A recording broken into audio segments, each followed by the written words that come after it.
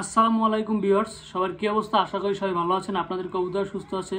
তো ভিউয়ার্স, আজকের ভিডিওতে যে বিষয় নিয়ে আলোচনা করব তা হলো কবুতরকে সারা বছর রোগমুক্ত ও সুস্থ রাখার 10টি উপায় নিয়ে।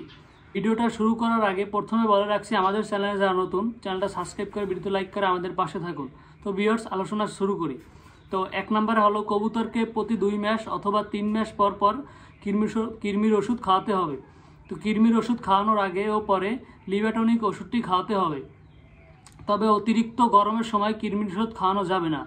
2 নম্বর, কবুতরকে প্রতি 15 দিন পর মাল্টিভিটামিন ও মাল্টিমিনারেলস খাওয়াতে হবে। 3 নম্বর, প্রতি মাসে একবার কবুতরের বাসস্থান পরিষ্কার ও জীবাণুমুক্ত করতে হবে। 4 নম্বর, কবুতরকে মশা, মাছি, উকুন, মাইট ইত্যাদি থেকে রক্ষা করতে হবে। কবুতরকে উকুননাশক শ্যাম্পু দিয়ে গোসল করাতে পারেন। 5 নম্বর, গরমের সময় কবুতরকে একবার গোসল করাতে হবে, তবে অতিরিক্ত যদি গরম পড়ে কবুতরকে 2 বার গোসল করাতে পারেন। 6 নম্বর, কোনো কবুতর যদি হঠাৎ অসুস্থ হয়ে পড়ে সেই কবুতরকে অন্য কবুতরের থেকে আলাদা করতে হবে এবং কবুতরকে আলাদা করে কবুতরের রোগ নির্ণয় করে কবুতরের চিকিৎসা করতে হবে। 7 নম্বর, কবুতরের হিট স্ট্রোক থেকে বাঁচাতে হলে, কবুতরের দুর্বলতা কাটাতে হলে পরিবহনের আগে ও পরে স্যালাইন খাওয়াতে হবে।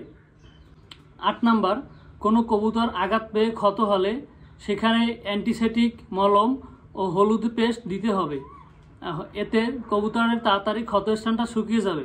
9 নম্বর, বাজার থেকে কিনে আনা সকল খাদ্যকণাগুলো ভালোভাবে ধুয়ে এবং রোদে শুকিয়ে তারপর কবুতরকে খেতে দিতে হবে।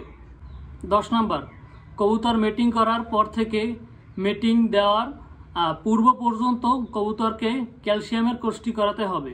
তো ভিউয়ার্স, আজকের ভিডিওতে যে 10টি নিয়ম নিয়ে কথা বললাম, এই 10টি নিয়ম যদি আপনারা নিয়মিত পালন করেন তাহলে আপনার কবুতর সারা বছর রোগমুক্ত ও সুস্থ থাকবে। তো ভিউয়ার্স, এই ভিডিওটা এই পর্যন্ত। যদি আপনাদের ভালো লাগে থাকে চ্যানেলটা সাবস্ক্রাইব করে ভিডিওতে লাইক করে আমাদের পাশে থাকুন সবসময়।